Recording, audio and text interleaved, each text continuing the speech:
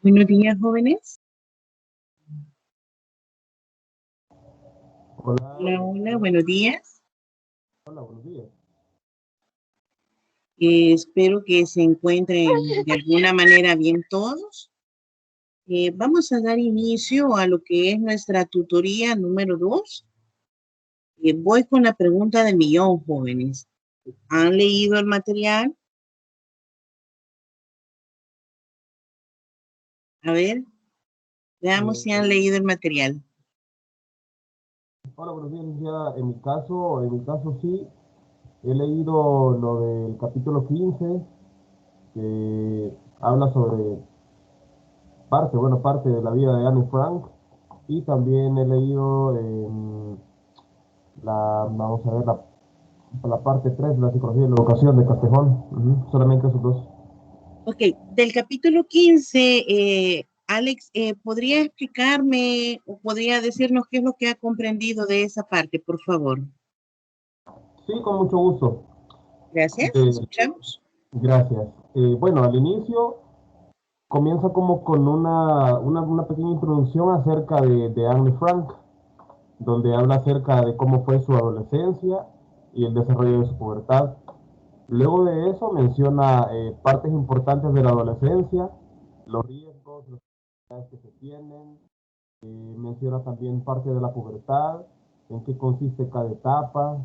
Hay como unos recuadros también donde aparecen como las características las, por ejemplo, del desarrollo femenino, las características del desarrollo masculino, y a un costado aparecen como las edades en las que estos van apareciendo, según los autores digamos, ese apartado. Ahí también habla acerca del crecimiento rápido en la adolescencia, a qué edad se da como el desarrollo y el crecimiento digamos, de los genitales en la niña y en el niño, del vello púbico, de los cambios hormonales que uno tiene. Habla acerca de eso también. Y habla acerca también de cómo los problemas que tienen en la adolescencia y por qué se dan. O sea, digamos, en la sociedad, como cuáles son más vulnerables. Habla acerca de las drogas, acerca de algunas enfermedades de las que se padecen en la adolescencia, de la bulimia, la anorexia. Y en las partes que menciona algunos apartados de esos, lo compara con la vida de Anne Frank. Eso es lo que hasta el momento he comprendido, licenciado. Ok, gracias, Ale, que excelente aporte. ¿Alguien más quiere hablarnos a grosso modo de lo que ha leído del material?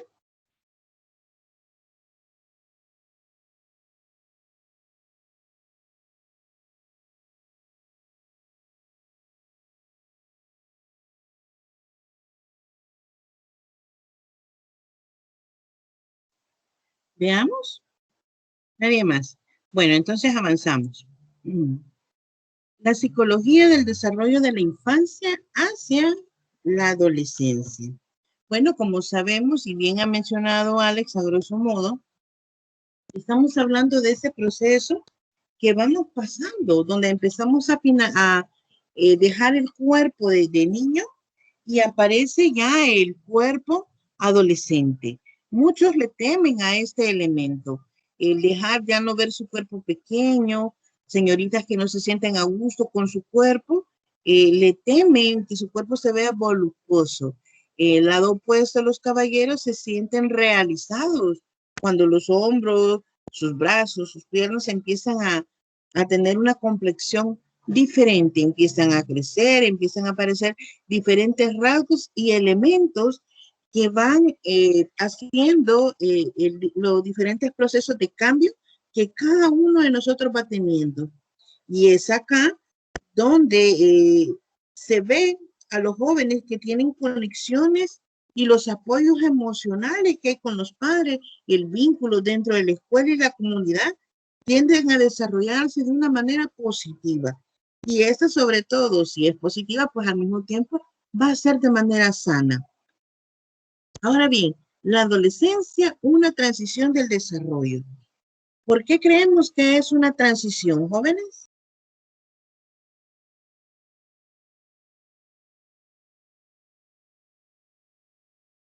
A ver, ¿quién me ayuda? Se puede decir que por los cambios que van teniendo. Sí, muy bien, gracias. ¿Quién más?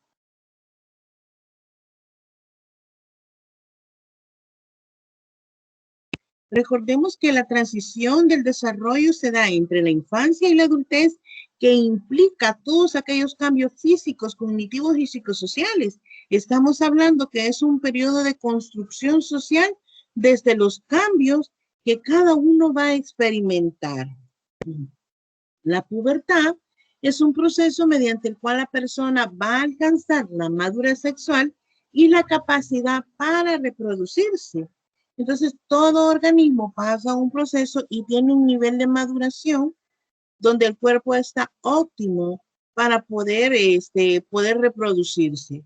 También, pues, es un mecanismo evolucionado que ocurre para aumentar al máximo las posibilidades de reproducción exitosa, y su evaluación es una respuesta a las circunstancias y demandas ambientales.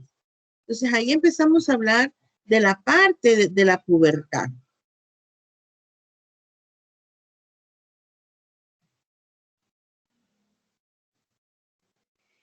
Cuando hablamos del final de la niñez, es cuando empieza la parte de la pubertad, los cambios hormonales que cada uno de nosotros ha experimentado en algún momento. Todos los vivimos, solo que hay quienes lo viven de una manera diferente. Para cada uno el proceso es totalmente diferente. A ver, ¿quién me puede decir de ustedes cómo se llama la maduración de los órganos sexuales?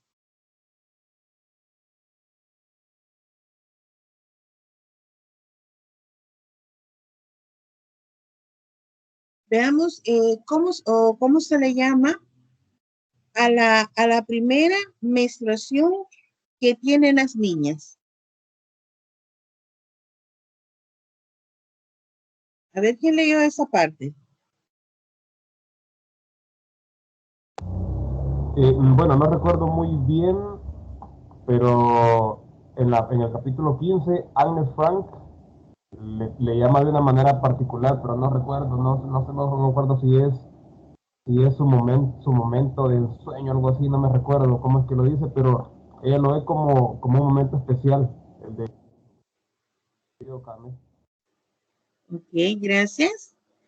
En el material, sí, Ana Fran habla de esa parte, pero también dentro del material nos habla de la maduración de las glándulas superiores, pero tiene un nombre en particular, y ese es adrenarquía.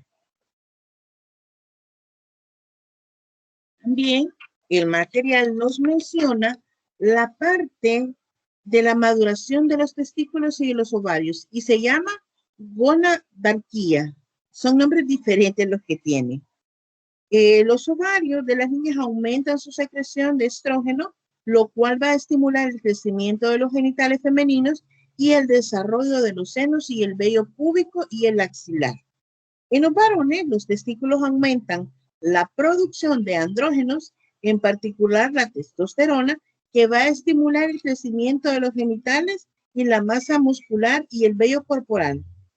Entonces vemos que tanto las niñas como los niños tienen ambos tipos de hormonas, pero las niñas tienen niveles más altos de los estrógenos. Y es por eso que muchas veces las señoritas son las que desarrollan de una manera más rápida.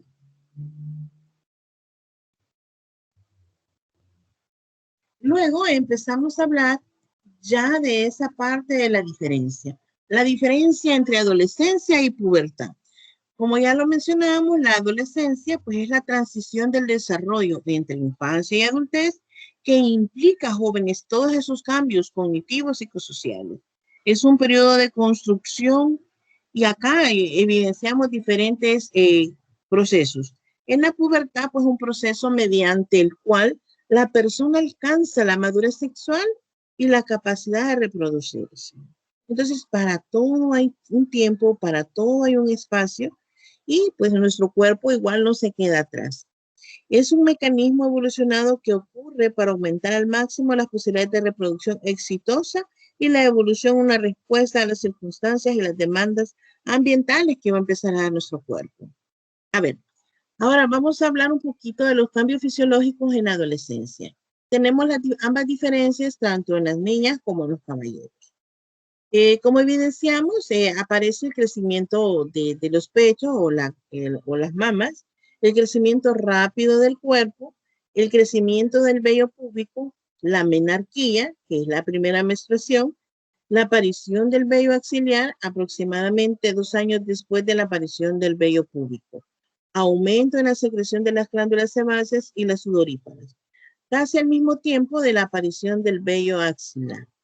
De igual manera, pues hay cambios en los caballeros, el crecimiento de testículos y el escroto, crecimiento del vello púbico, crecimiento rápido del cuerpo, el cambio en la voz, que es lo más notorio. La espermaquía. ¿Qué se le viene a la mente cuando yo digo espermaquía?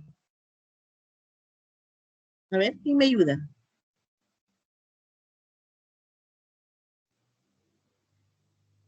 ¿Caballeros?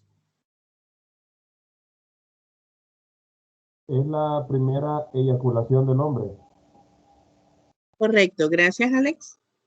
La aparición del vello facial y axilar aparece después o, miren, aproximadamente puede aparecer entre los primeros 8 meses, 1 año, año y medio, y los que tienen un poco de atraso, se le puede decir, aparece a los 2 años. Pero usualmente los caballeros, lo primero que les empieza a aparecer es la parte del bigotillo. Aumento de la secreción de las glándulas sebáceas y las sudoríparas, casi al mismo tiempo que la aparición del vello axilar. Si se percatan, tenemos similitudes en las características. Tanto las niñas como los caballeros, pues las tenemos. También, pues, es importante mencionar que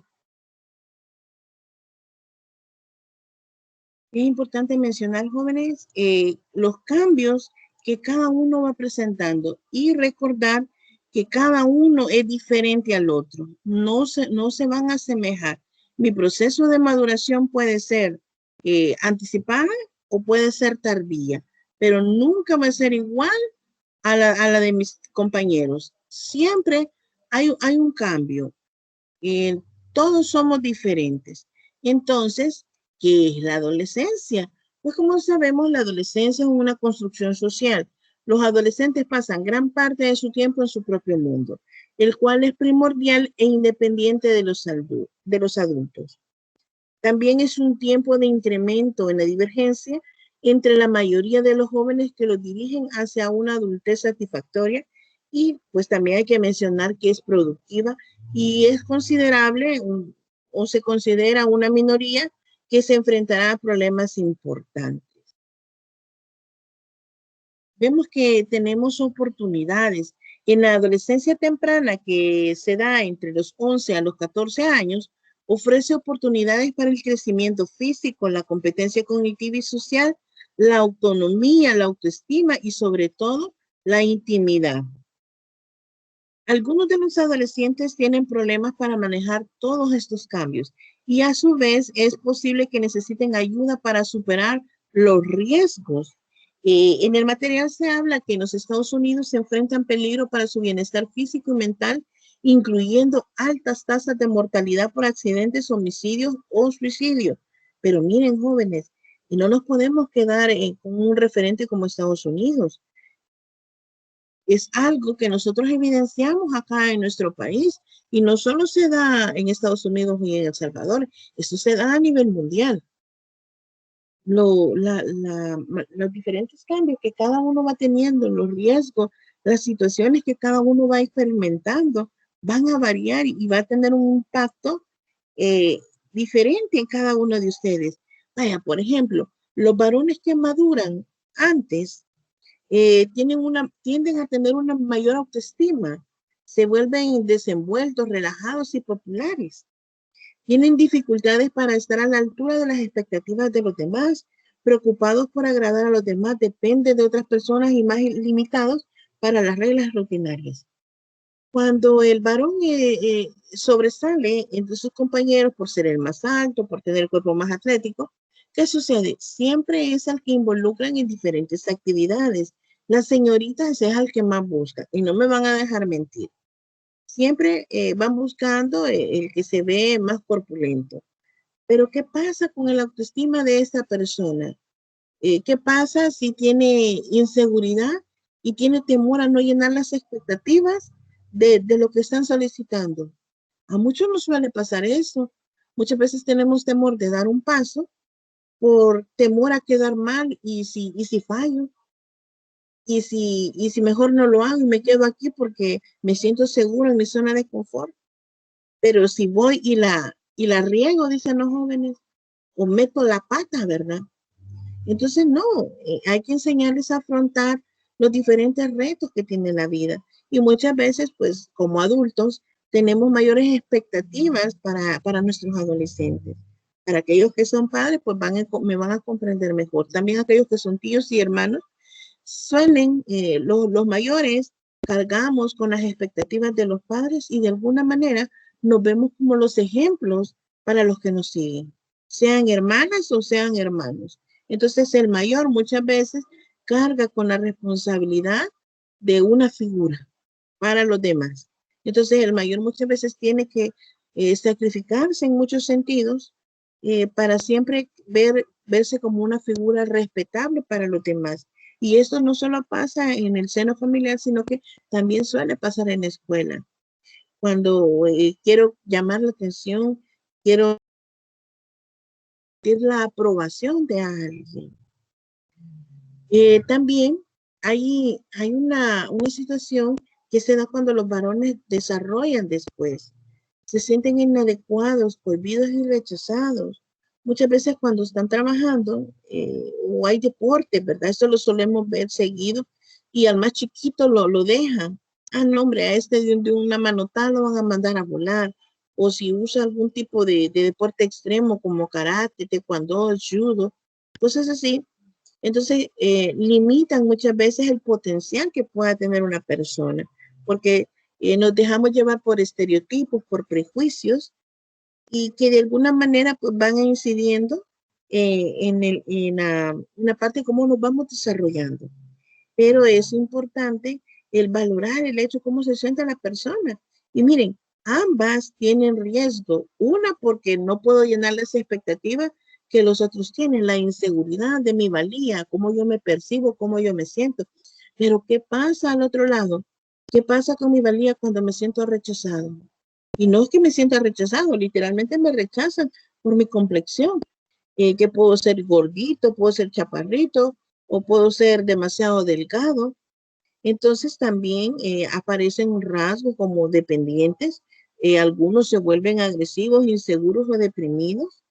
No estoy diciendo a nivel general, estoy diciendo algunos presentan este tipo de situación, la no tolerancia a la frustración. Entonces todo eso los puede ir deprimiendo. Y aunado a eso, pongamos de que en mi familia también me discriminan por la forma de cómo soy. eh, y puedo caer en cuadros depresivos y volverme cada vez más inseguro y que existan elementos que van a favorecer a esa inseguridad. En algún momento de nuestra vida todos hemos pasado por esto y nos hemos sentido inseguros. Cuando vemos que de repente alguien, ¿verdad? Dice, ah, fulanita es muy buena para tal y tal cosa, pero siempre tenemos ese temor. Y si fallo, y si no lleno las expectativas de los demás, voy a quedar como una charlatana, voy a quedar como un charlatán o como una persona mediocre que no puede realizar las actividades. Entonces, todo esto entra en la parte de los efectos psicológicos de cómo va afectando mi salud mental. Todos aquellos comportamientos o todas aquellas conductas, cómo van a favorecer o restarme un valor que yo pueda darme. También entran los conflictos con los padres, los problemas en la escuela, las habilidades sociales deficientes. Entonces, vemos cómo afecta realmente. No sé si hay dudas o comentarios hasta el momento.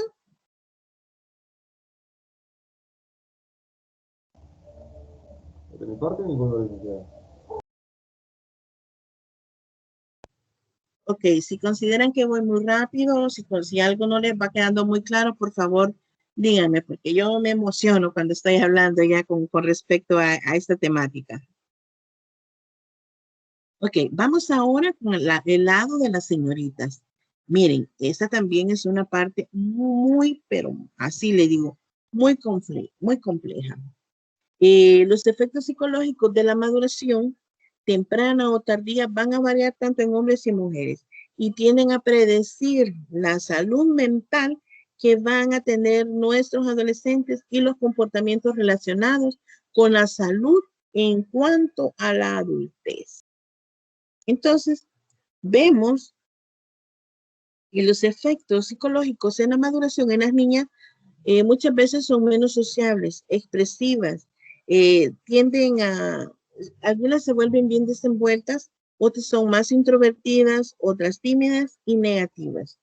Muchas veces son vulnerables a la angustia psicológica, tienen una imagen corporal pobre y menos autoestima. Hay un mayor riesgo de depresión, trastornos de conducta alimenticia, puede aparecer el tabaquismo, el alcoholismo y el abuso de otro tipo de drogas. También se da la actividad sexual precoz. Y acá hay que tener mucho cuidado porque empezamos a hablar ya del embarazo temprano o intentos de suicidio. ¿Qué sucede cuando las señoritas son menos sociables? Ay, no, es que esta es aburrida. Ay, no, es que esta es una antisocial. Lo peor que utilizamos antisocial, cuando el verdadero término es asocial. Pero está al otro lado. Aquellas señoritas que son extrovertidas, que gritan, saltan, andan de un lado a otro. Se involucran en todo y en nada. Y no les importa muchas veces cómo se vea su apariencia física, pero de repente empiezan a aparecer los rasgos femeninos, ¿verdad? Ya la señorita, ya empieza la coquetería y todo eso. Y hay un factor muy importante, cuando se ilusionan por primera vez con el chico, con el príncipe azul, y hacen hasta lo imposible porque las vean, porque se den cuenta que están ahí. Pero ¿qué sucede cuando ese príncipe azul, así digámoslo entre comillas, ni siquiera la voltea a ver? Empiezan a aparecer las inseguridades, un bajo autoestima, una baja valía personal de lo que puede tener la persona. ¿Cómo le va a ir afectando todo este aspecto? Los riesgos de depresión, obvio, jóvenes, van a aparecer cuando la señorita vea que tiene un cuerpo demasiado voluptuoso o lo contrario, que no ha desarrollado aún, tiene senos pequeños, caderas angostas, no ha definido su cuerpo completamente. Entonces, todo esto va a empezar a afectar. Y si a esto le sumamos que de repente empiezan a decir la gorda o la enana, empiezan a aparecer todo ese tipo de etiquetas, es evidente, la señorita se va a sentir mal. Entonces, ¿qué creen que va a realizar? Se va a dar unos grandes atracones de comida y cuando tenga el sentimiento de culpa, ¿qué creen que va a hacer? Obviamente, esa señorita se va a provocar el vómito o algunas veces va a dejar de comer con tal de verse más delgada. Entonces, son situaciones que realmente van a empezar a afectar. Y si a esto le sumamos que la señorita tiene amigas, muy buenas amigas, entre comillas, ya sabemos quiénes son esos amigos o amigas, entre comillas, y le ofrecen cigarro o le ofrecen una bebida alcohólica y le dicen, no, hombre, olvídate, no vale la pena, vos échate un trago, échate un cigarro, tomate esta pastillita, se te debe olvidar todo lo que estás sintiendo. Y si la joven cae en ese juego, ya se imaginan las consecuencias que va a tener todo este desencadenante.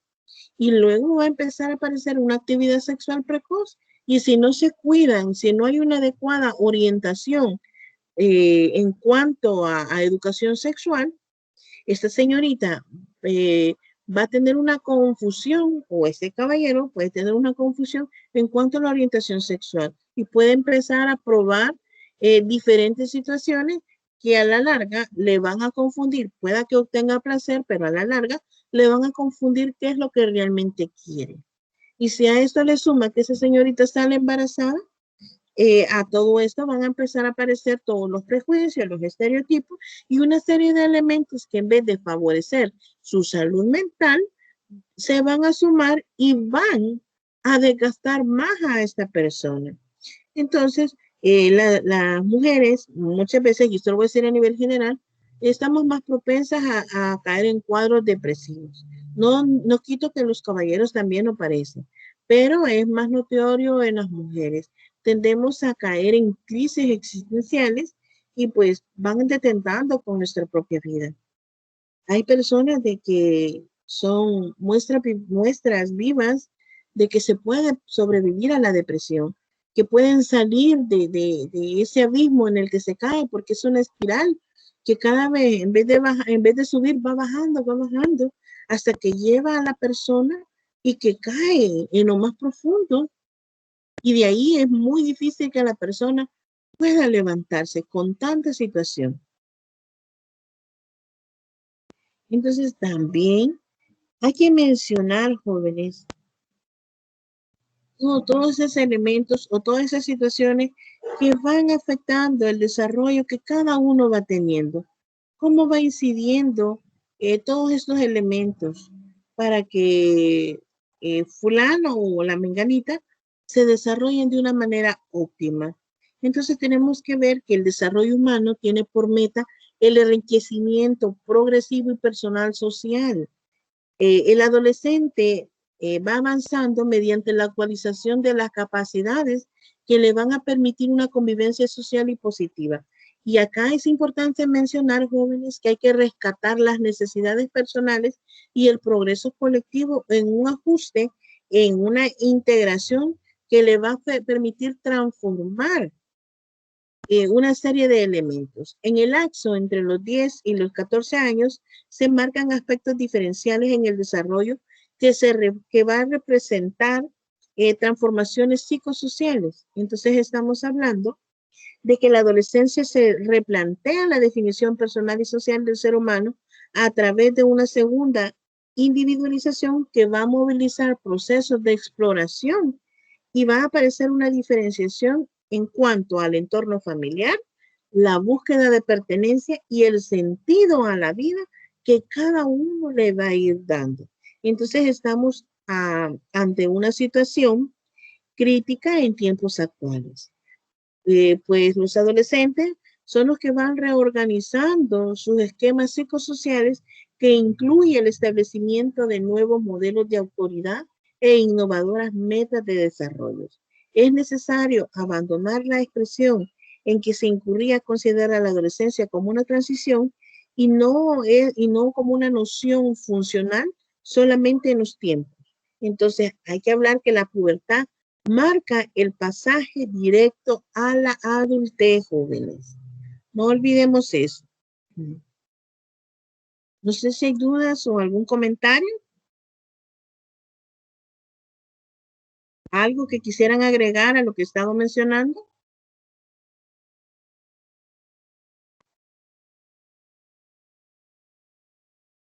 ¿Jóvenes? De mi parte, ninguno, licenciado. ¿Está todo bien entonces? Igual de mi parte, licenciado, todo bien. Creo que usted los temas los explica súper bien. Ok, bueno, vamos entonces. Ahora bien, vamos a hablar del cerebro del adolescente. Pues, como sabemos, ahí en el material nos habla del cerebro del adolescente. Bueno, pero si es un cerebro. No, pero ¿y cómo funciona el cerebro de un adolescente? Miren, los adolescentes utilizan con menor eficiencia las regiones ejecutivas situadas en el lóbulo frontal. Nuestro cerebro tiene 4 lóbulos, el frontal, el occipital, se me fueron a mí los lóbulos, occipital, parietal y el frontal. Entonces son 4 lóbulos los que tenemos.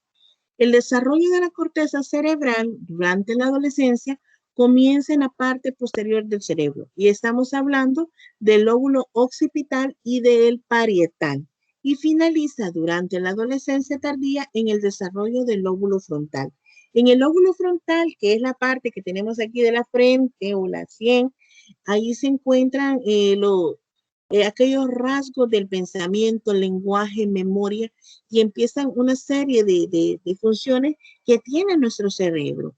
Pero, ¿qué pasa con los cambios que tiene el cerebro en la adolescencia?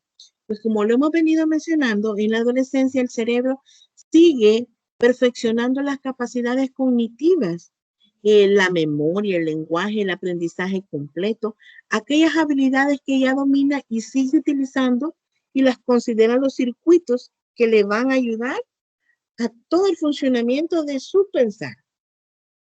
Entonces, hablamos también de que cuando se termina de desarrollar el cerebro, fíjense que alguien me preguntaba eso, y encontré un estudio de neurociencia cognitiva en un laboratorio de Londres, y allí ellos explicaban que el cerebro siempre continúa desarrollándose después de la infancia y la pubertad, y que no está totalmente maduro hasta que superamos los 30 años, e incluso después de cumplir 40 años, nuestro cerebro sigue desarrollándose. Y como seres humanos, nosotros no utilizamos al 100% nuestro cerebro. Imagínense qué maravilloso fuera el poder utilizar nuestro cerebro al 100%. Yo creo que seríamos genios todos. Pero igual, o sea, vamos desarrollando nuestro cerebro. Así que pasados los 40, todavía nuestro cerebro sigue un proceso de maduración. También hay que mencionar que la clave de todo está en el cerebro y que existen hormonas que están muy activas en el sistema límbico y que van generando muchos de estos cambios.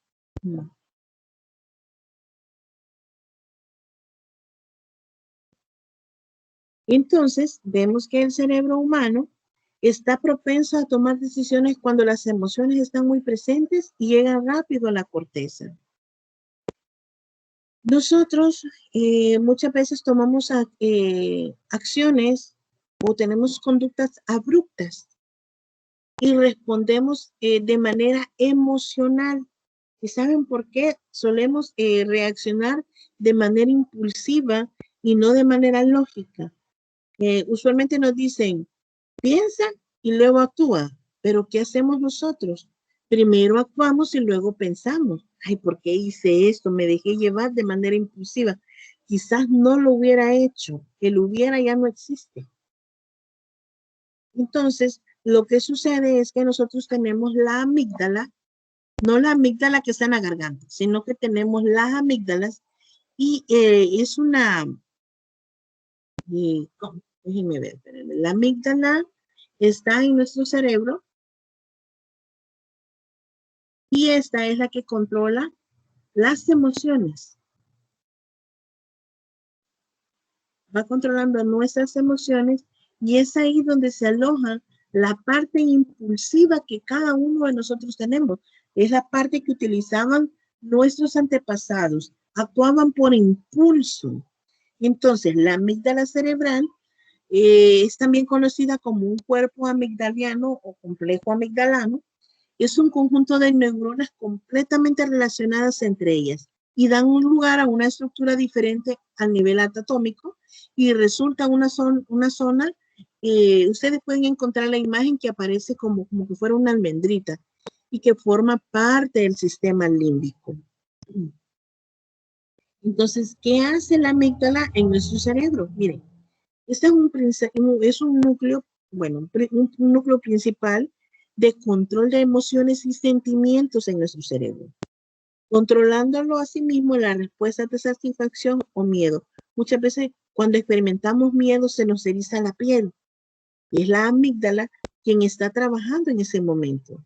Sus conexiones no solo producen una reacción emocional, sino que debido a su vinculación con el lóbulo frontal, también permite la inhibición de conductas. Porque de repente me bloqueo, porque quise decir algo y me quedé callado o callada y no dije nada.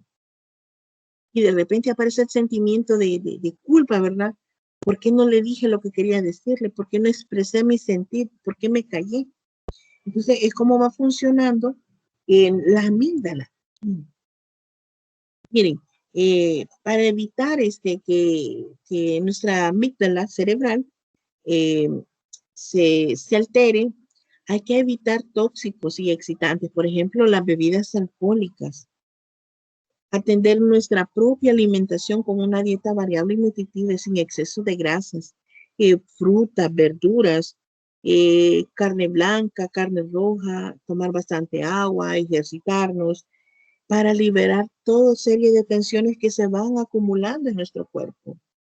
Entonces es muy importante saber cuál es la función que va a tener esa parte de la amígdala en el cerebro del adolescente, también en el cerebro del adulto, porque hablábamos en la tutoría de repaso que muchas veces vemos personas mayores con comportamiento de niños. Y viceversa, ¿verdad? Vemos jóvenes o niños demasiado maduros para la edad que tienen. Entonces, la maduración no está definida por una edad. Entonces vamos a hablar de la función específica que tiene la amígdala. Pues como ya lo había mencionado, son dos masas de tejido ubicadas en la parte del cerebro y esta pues nos va a ayudar a nosotros a ir mejorando. Muchas veces cuando la amígdala tiene algún tipo de lesión, genera una incapacidad para generar una respuesta emocional consciente. Entonces, acá empezamos a hablar de una serie de estímulos que van cargados y que constituye la parte del miedo. Porque de repente soy demasiado miedosa, le temo hasta mi propia sombra, ¿verdad? Entonces, son situaciones que van afectando y van a ayudar, pero también tiene mucho que ver la parte de mi entorno, cómo yo me estoy relacionando con las demás personas, y esto va a favorecer el nivel de maduración que yo voy a tener en las diferentes transformaciones en mi adolescencia. Como sabemos, las personas nacen para la sociedad y por tanto se inicia un desprendimiento del sistema familiar que lleva a una resignación de las relaciones y empiezan a aparecer las construcciones de las personas que va a desatar duelos importantes para las figuras parentales. El duelo por la pérdida de su hijo o niño, el duelo por el adolescente que le fantasearon, el duelo por su rol de padres incuestionados, se conforman nuevas condiciones para el desarrollo social que contribuye a la diferenciación del grupo familiar y la autonomía. Entonces vemos que se van desencadenando procesos que van concretando las bases para la construcción de los roles y las perspectivas de vida en el contexto de la demanda, los recursos, las limitaciones que nos va ofreciendo la sociedad en cuanto a los diferentes entornos específicos y en un momento histórico político dado que se nos presente. ¿Dudas o comentarios, jóvenes?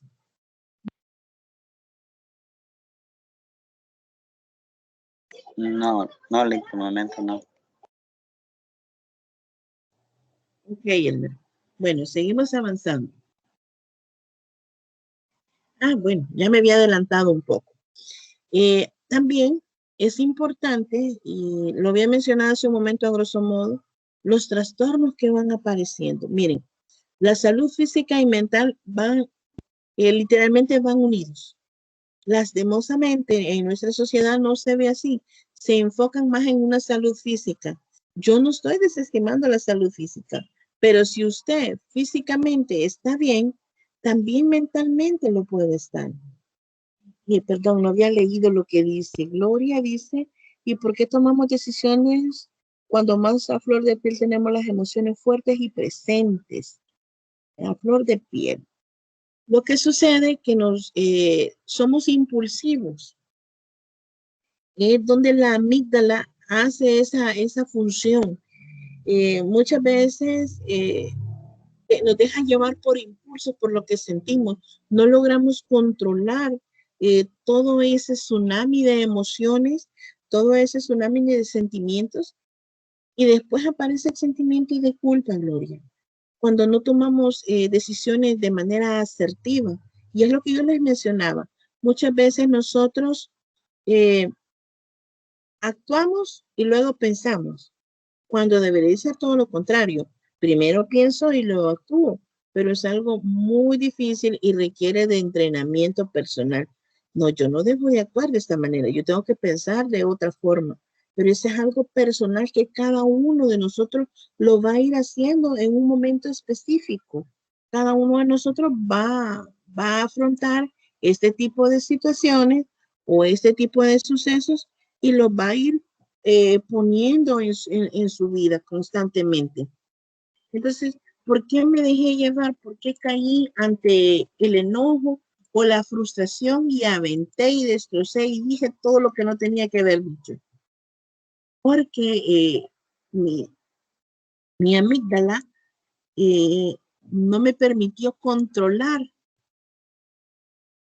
mis emociones. Entonces, vamos viendo que hay una serie de situaciones que me ayudan a mí a mejorar constantemente en la parte de las emociones.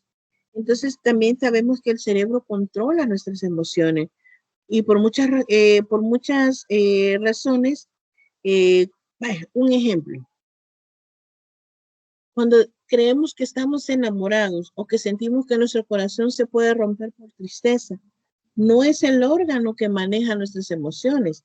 Es cierto que el cerebro y el corazón están relacionados, puesto que el corazón palpita al ritmo de diferentes funciones de las emociones y nuestro cuerpo siente, pero el cerebro es el que tiene el mando y no todo en el cerebro, sino una parte muy concreta que es el sistema límbico.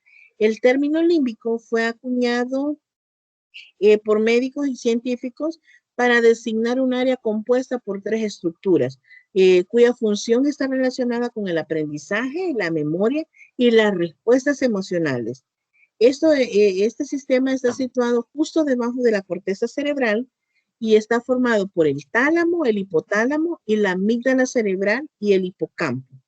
Entonces, el sistema límbico, jóvenes, es la zona del cerebro que dirige nuestras emociones y nuestras sensaciones más primitivas. Aquellas que están relacionadas con la supervivencia, como por ejemplo, ya lo mencionaba, el miedo, la ira, son sensaciones primitivas. Y con las sensaciones del ser humano en torno a nuestro comportamiento sexual, de hecho, muchos científicos han llegado a llamar el cerebro reptil, puesto que se encarga de nuestros instintos más básicos. Entonces estamos hablando que es una de las partes de nuestro cerebro que tiene mayor antigüedad. Tiene más de 2 millones de años y aún es capaz de controlar ciertos comportamientos y sensaciones que hoy en día nos parecen muy racionales. Por ejemplo, el cortejo, el buscar pareja para casarse, el buscar seres humanos que nos dirijan a buscar una casa. Entonces vemos, la amígdala es demasiado importante dentro del sistema límbico, ya que es la que guarda y maneja nuestras emociones más irracionales. Entonces de ahí proviene la frase donde decimos, no, es que ese se porta de manera irracional. Esta parte del cerebro es la que genera defensas contra los peores sentimientos que tenemos los seres humanos. Por ejemplo, el miedo, la ira, la tristeza, etcétera. Y podemos mencionar otros. Entonces se encarga de regular esas sensaciones y de protegernos ante ellas. Gracias a la amígdala podemos escapar de situaciones que nos ponen en riesgo en nuestra supervivencia, pero también tienen una parte mala, que es la parte que permite que nuestros miedos más profundos y nuestros traumas infantiles salgan a la luz. Entonces vemos que la amígdala nos ayuda a buscar una serie de estrategias que necesarias para solventar una situación de estrés, miedo o peligro y nos dan una visión equilibrada de lo que sucede a nuestro alrededor. En definitiva, jóvenes, es la parte del cerebro que permite que no nos dejemos llevar por el pánico y la ansiedad. Pero muchas veces aflora más la parte irracional. Y entonces ahí tiene que ver por qué muchas veces las respuestas están a flor de piel, porque muchas veces respondemos de una manera abrupta, por decirlo algo, y pues me arrepiento luego de haberlo hecho. No sé si queda claro con eso, Gloria, e igual compañeros jóvenes ahí. No sé si queda un poco más claro ya con eso. Ok, Gloria. Bueno, seguimos avanzando. Entonces vemos también que los estilos de vida que tienen las personas y no solo los adolescentes en cuanto al uso y abuso de drogas. Es bastante complejo hablar y decir, bueno, son raros y contadas aquellas personas que no consumen drogas ahora. Dentro de la parte del origen del amor y la adicción a las drogas, el cerebro no todos son respuestas de supervivencia y de procreación. También hay un espacio para algo tan subjetivo como el amor. Recientemente hay investigaciones que hicieron en Canadá, han encontrado el lugar exacto en el que se genera el amor. Cuando sentimos amor, nuestro cerebro activa una parte concreta llamada núcleo estriado. Esta zona está relacionada con la parte del cerebro que genera el deseo sexual, pero a su vez están completamente separados. Según los estudios o los investigadores que participaron en este estudio sobre los efectos del amor en el cerebro del ser humano, el lugar en el que se activa el amor es el mismo en el que se genera la adicción a las drogas. Algo que parece no es tan raro. Un ser humano está enamorado, genera un deseo y el amor es la respuesta que lo satisface. Algo que ocurre exactamente igual con la persona que consume las drogas. Miren qué interesante. Yo anoté ese dato porque me llamó mucho la atención esa combinación que hacen. Entonces, asocian las drogas con el cerebro del adolescente.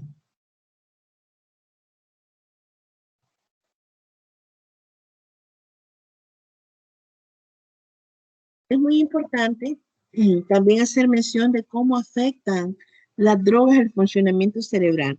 Altera los múltiples mecanismos de comunicación neuronal y el efecto de las drogas sobre el cerebro. Los adolescentes es especialmente peligroso por la sensibilidad de las zonas en desarrollo como la región prefrontal. Miren, muchas personas dicen, no, si la marihuana no hace daño, la marihuana no te va a causar efectos secundarios ni nada por el estilo. En el momento no van a ver las reacciones o lo que está pasando. Pero ¿qué va a pasar en 4, 5, 6 años cuando estas personas de tanto consumir drogas, sus zonas de desarrollo como lo son la parte prefrontal, donde está la memoria, el lenguaje, se vean afectados? Cuando estas personas ya no crezcan en ese aspecto, ¿qué va a pasar? ¿Cómo inciden las drogas? Miren, las drogas no solo lo destruyen a la persona a nivel de física, porque podemos ver la apariencia de una persona que se mete drogas. Se va deteriorando poco a poco el cuerpo, empieza a envejecer, se ve envejecido el cuerpo. Entonces, son situaciones que van afectando. Los adolescentes que consumen drogas pueden comportarse mal y tener un desempeño pobre en la escuela. Y aparte de eso, no solo pobres, sino que van abandonando los estudios. El consumir drogas cuando el cerebro todavía está en desarrollo puede crear cambios cerebrales. Y estos pueden ser de manera duraderos y aumentar el riesgo de dependencia hacia una sustancia o hacia un tipo de droga. Cuando los adultos consumen drogas, pueden tener problemas para pensar con claridad, recordar, prestar atención, que es lo que venía mencionando, de la afectación del lóbulo frontal. Tal vez los adultos también, no es que tal vez los adultos adoptan malas conductas sociales debido al consumo de drogas y es posible que sus relaciones personales y su desempeño laboral se resientan y van a empezar a faltar. Y a esto súmele cuando no tenga el dinero para comprar la droga. Esta persona o este adolescente va a vender lo que sea. Bueno, hay estudios de casos donde hay señoritas y caballeros que se han tenido que prostituir con tal de consumir las drogas. Hay quienes que se han ido por un cigarro, por una droga, digámoslo así, y les afecta muchísimo. Vilma me dice, respecto a las emociones, porque hay personas más sensibles que otras y que el factor se debe. Ok. Esto se debe al tipo de personalidad y el temperamento que cada uno de nosotros tiene. Deme un segundo. Perdón, me dio un poquito de tos. Mire, esto tiene que ver con el tipo de personalidad que yo tengo. ¿Cómo van incidiendo mis emociones? También tiene que ver con el carácter que tengo. Miren, las emociones que influyen en la personalidad jóvenes, por ejemplo, las emociones positivas tienen beneficios.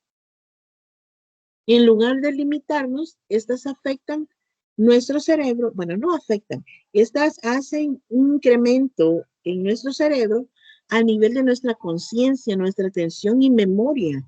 Ayudan a absorber más información y mantener varias ideas al mismo tiempo y comprender cómo las ideas se relacionan unas con otras.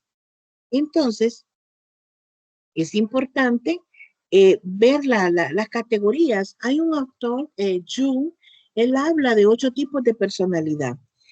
Nos habla del pensamiento introvertido, la persona sentimental introvertida, el de la sensación introvertido, los intuitivos introvertidos, pero también habla del pensamiento extrovertido, el sentimental extrovertido, la intuición extrovertida.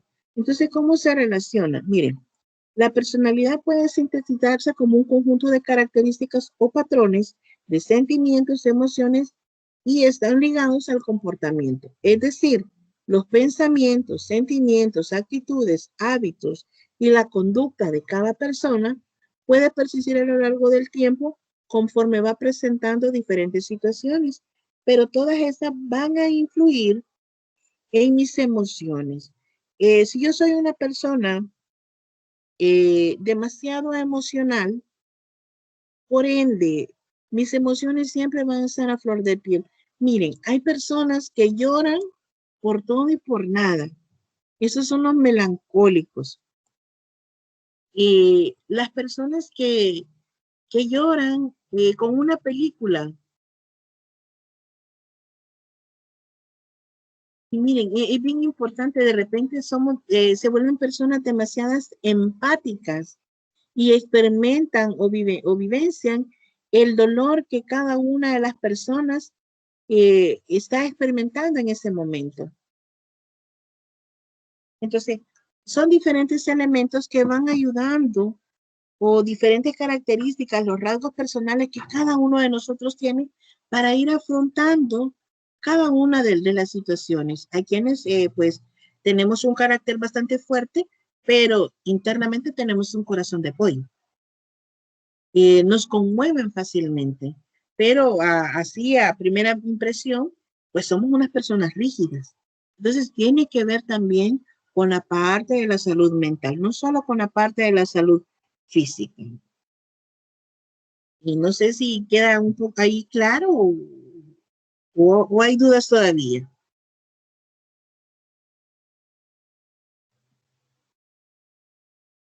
Bueno, en cuanto a los...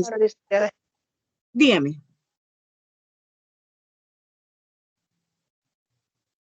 Hola. Le decía que estaba claro. Ah, ok. Bueno, entonces, continuamos. La parte de los estilos de vida que cada uno de nosotros tengamos va a definir nuestra salud física y mental. Miren, si nosotros no abusamos de las drogas, no abusamos del alcohol, sustancias tóxicas, lo ideal es no hacerlo, pero cada quien disfruta de manera diferente. Hay quienes se toman un trago, una cerveza y lo hacen para sentirse relajados, pero hay quienes que ya no solo se conforman con una, sino que ya va una caja, 2 cajas, o hasta perder la conciencia. Entonces, yo considero que los excesos son los malos. En cuanto con las drogas, pues me limito y yo digo, no las recomiendo para nadie. Pero como cada quien tiene su libre albedrío, pues toman las decisiones que mejor les conviene. Pero antes de meterse drogas o consumir drogas, debemos de informarnos de los efectos que va a tener en nosotros. Y pues ya les mencioné algunos que van a ir apareciendo. También es importante el hacer ejercicio. Miren, muchas veces me dicen, no, pero miren, yo me mato en el gimnasio, yo hago aquí, yo esto, lo uno y lo otro. Muchas veces tiene que ver con nuestra genética, nuestra complexión, cómo somos, si somos gorditos, somos demasiado delgados. Miren, les voy a poner un ejemplo. Yo tengo una hermana menor y, por Dios, yo admiro a esa niña cómo come. Come y siempre dice, tengo hambre, tengo hambre. Y si no hay comida, y es peligroso y hace cualquier cosa. Pero ella toda la vida está comiendo, pero ella es sumamente delgada. ¿Y qué pasa? Ella hace ejercicio y entonces gasta todas esas energías, todo lo que está consumiendo lo está gastando en el ejercicio que ella realiza. Entonces tiene un estilo de vida. Pero, ¿qué sucede? En los casos de que admiramos a esas personas que comen, no se ejercitan y nunca engordan. Tienen un metabolismo totalmente diferente. Hay quienes, como mi persona, sufren en ese caso. Yo muchas veces no como el gran montón, pero mi complexión es gordita. Sin embargo, voy de vez en cuando al gimnasio para tratar de mantenerme y no subir de peso, que son cosas muy diferentes. Otra situación que también lo hago es por salud. El ejercicio pues ayuda a mejorar la frecuencia cardíaca, bajar triglicéridos, colesterol, si hay diabetes, si uno es hipertenso, entonces el hecho de ejercitarse pues ayuda. Igual el cerebro pues manda las órdenes al cuerpo y empieza a depurar todo aquello que ya no necesita. Y entonces ahí donde se va vinculando la salud física y la salud mental. También es importante el sueño. Miren, jóvenes, aquí hasta me siento mal yo cuando hablo del sueño. Lo ideal es dormir entre 8 a 9 horas, pero ¿qué sucede? Es lo que menos hacemos dormir. Muchas veces, bueno, decimos, ay, me voy a acostar temprano ahora. Sí, se va temprano a la cama, pero ¿qué pasa? Allá en la cama está viendo el teléfono, está viendo alguna película, está viendo una serie en Netflix, está viendo TikTok, está viendo cualquier cosa. Y no lo estoy diciendo por nadie en particular, lo estoy diciendo por mi persona. Siempre digo, me voy a dormir temprano, me voy a dormir temprano. Y cuando vengo a sentir ya es la 1:30. Y a las 5:30 ya tengo que estar despierta. Entonces, es importante conciliar el sueño, porque ¿qué pasa en el día? Nos sentimos agotados, el cerebro no ha descansado lo que debe descansar, y se han percatado que muchas veces suele suceder de que dormí 8 o 9 horas, pero ¿qué pasó en ese lapso? Mi cerebro no descansó. Probablemente mi cerebro estuvo más activo que nunca y en vez de levantarme descansado, me levanto más cansada de lo habitual. Me duele hasta la cabeza, me duele el cuerpo y me siento a disgusto. Y entonces también tiene que ver la parte del insomnio en todo esto. Aquellas personas que dicen, me tomé un café y eso me quitó el sueño. Me tomé tal y tal cosa y me tomé un chocolate, dice, y me quitó el sueño. Oh, bien, aquí nos está preguntando Gloria, dice, y el que las personas sufran insomnio, ¿a qué se debe? Miren, el insomnio se debe a muchos factores, estresores sobre todo. Eh, estamos demasiado preocupados por situaciones, por ejemplo, una pena familiar, el hecho de, el hecho de, el hecho de que me preocupa las cosas de mi hijo y así varias situaciones que van a ir afectando a mi vida personal y de repente tengo una deuda y cómo voy a pagar, ¿verdad? ¿Cómo voy a pagar esto? Tengo que entregar un trabajo Entonces, eso también está ligado a una parte tanto emocional como también puede ser un problema por una enfermedad. Usualmente, pues, el insomnio es un trastorno del sueño que se da por dificultades para quedarme dormido. Puede ser que me despierte demasiado temprano y después ya no me pueda dormir. Entonces, ¿qué debo de hacer o cómo puedo conciliar el sueño? Hay que evitar practicar, por ejemplo, un ejercicio intenso antes de acostarme, crear un ambiente relajado en mi dormitorio, evitar objetos y factores que puedan despertarme, establecer rutinas positivas del sueño, qué tomar o qué no tomar para dormir. Hay gente que toma té de manzanilla, eh, té de lavanda, té de menta o una tal famosa, el té de valeriana. Entonces, hay diferentes infusiones que la gente toma, perdón, o diferentes tés que la gente toma como, como un remedio casero. Para mí, a nivel cognitivo, yo le diría, necesita mucho relajación. Necesita desligarse un momento de todo eso que le abruma, porque es muy importante el sueño. El sueño, ¿sabían ustedes que es algo peor que las drogas? Y nos puede destruir o nos puede afectar nuestra salud en una semana. Nos puede, el hecho de no dormir, de no conciliar el sueño, nos puede afectar a todo nivel. Si soy diabética, si soy hipertensa, me puede elevar demasiado el azúcar, demasiado la presión, me puede dar una taquicardia, una arritmia, porque quieras eso o no, necesitamos conciliar el sueño. El cerebro necesita descansar. Solo he conocido una historia de una niña, creo que a nivel mundial ha sido esa historia, de una niña que no lograba dormir y tenía ese trastorno del sueño. Duró no sé cuánto tiempo sin dormir esa pobre niña. Era bien difícil aún hasta para los padres. Pero bien, vemos cómo van afectando diferentes situaciones la parte del sueño. El hecho de no dormir lo adecuado va a influir, y si a todo esto yo tengo consumo de drogas o alcohol, y aparte de eso tengo lo que es un trastorno de alimenticio.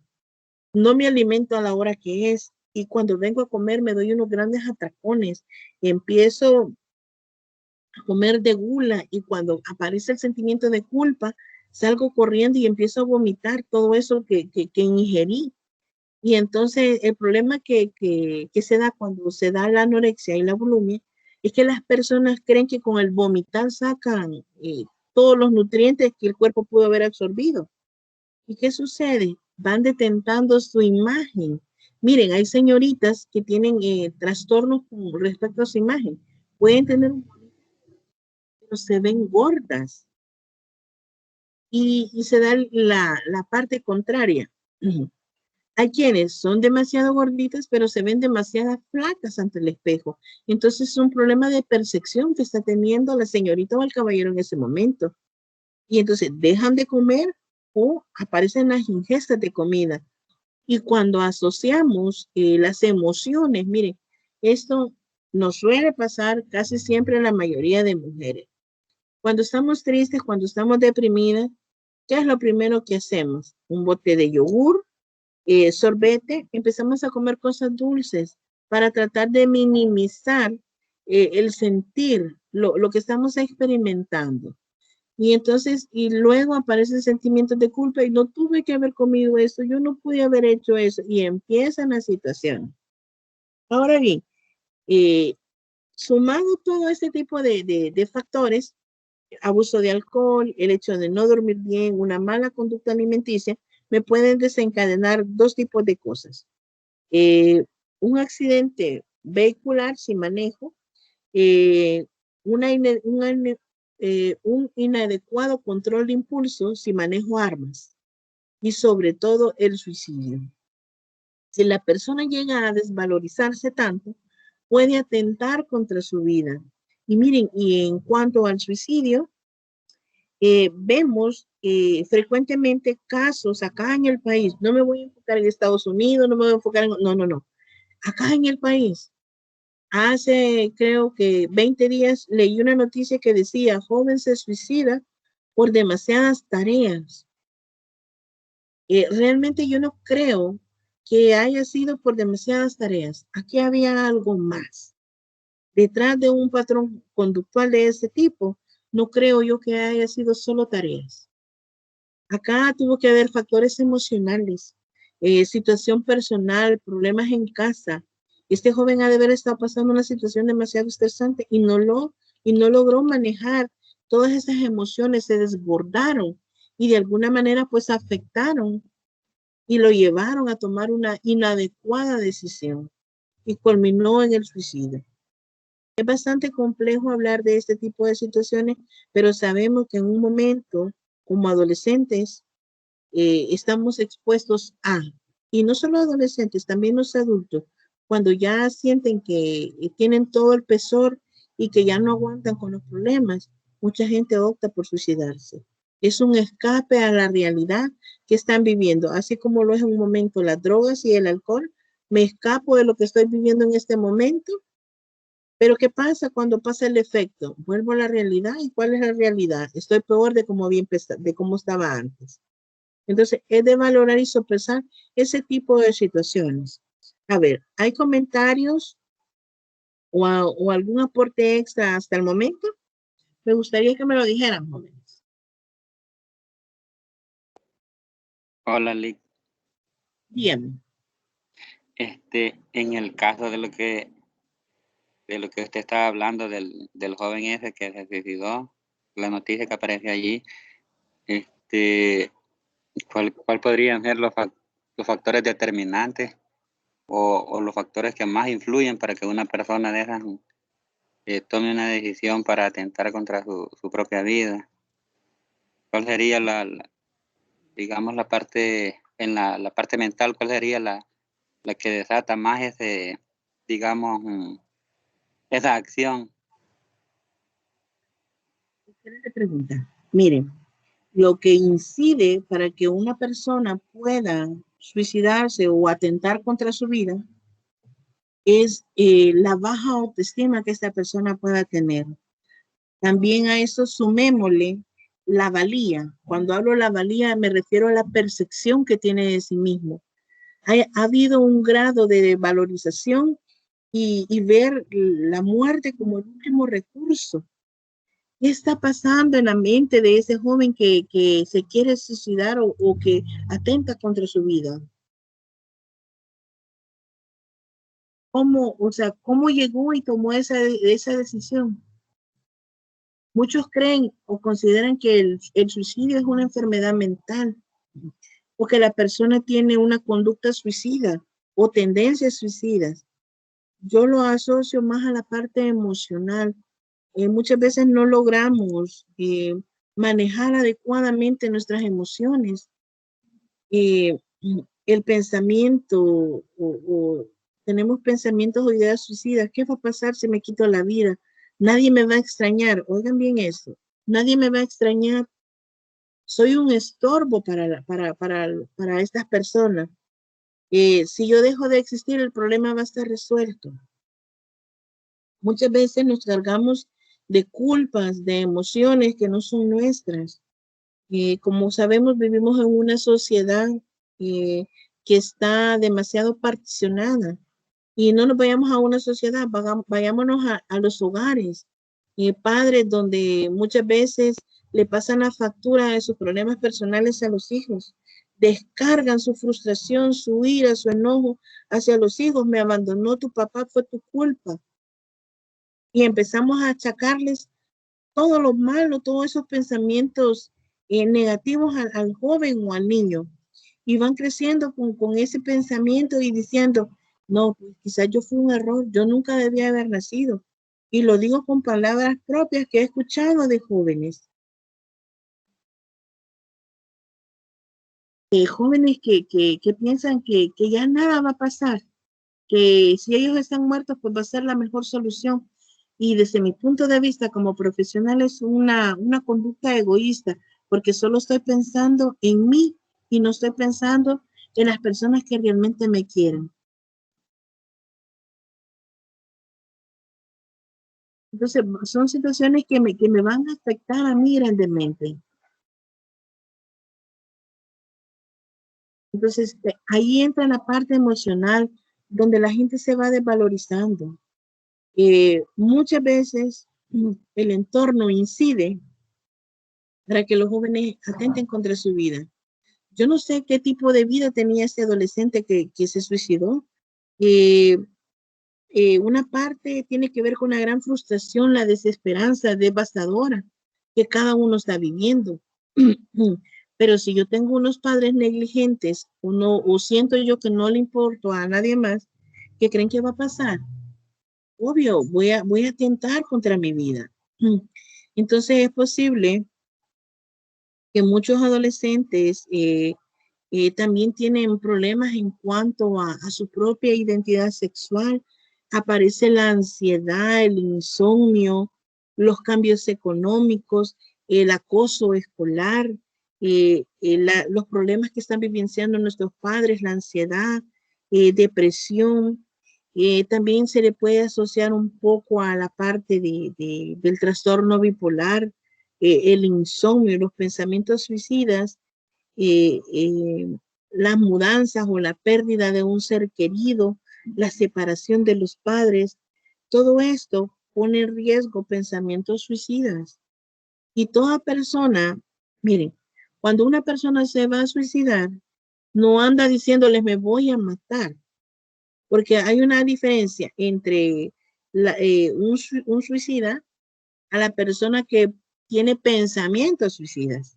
Una persona que tiene pensamientos suicidas siempre dice, no, un día esto me voy a matar ya y voy a dejar de sufrir. Piensa en, pero el que realmente es una persona suicida no va a andar diciéndoles, miren, me voy a quitar la vida.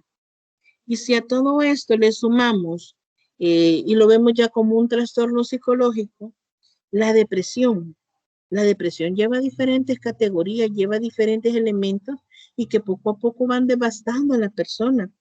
Donde es la depresión y la ansiedad son enemigos silenciosos que tenemos.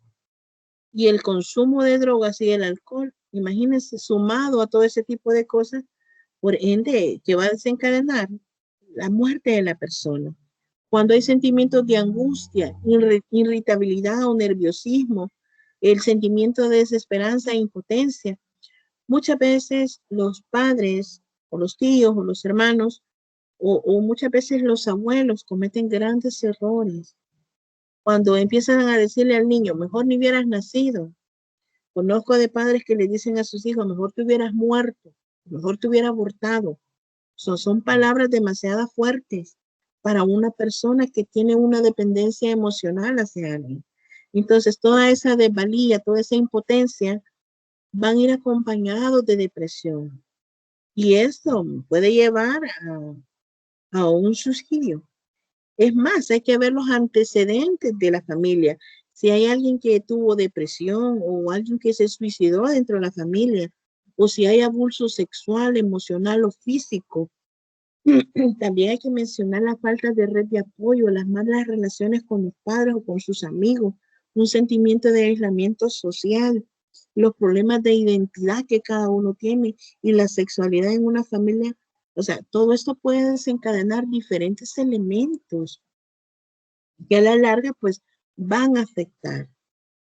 Entonces, son demasiados elementos los que hay que valorar y no decir se suicidó porque ya no pudo con las tareas, demasiadas tareas.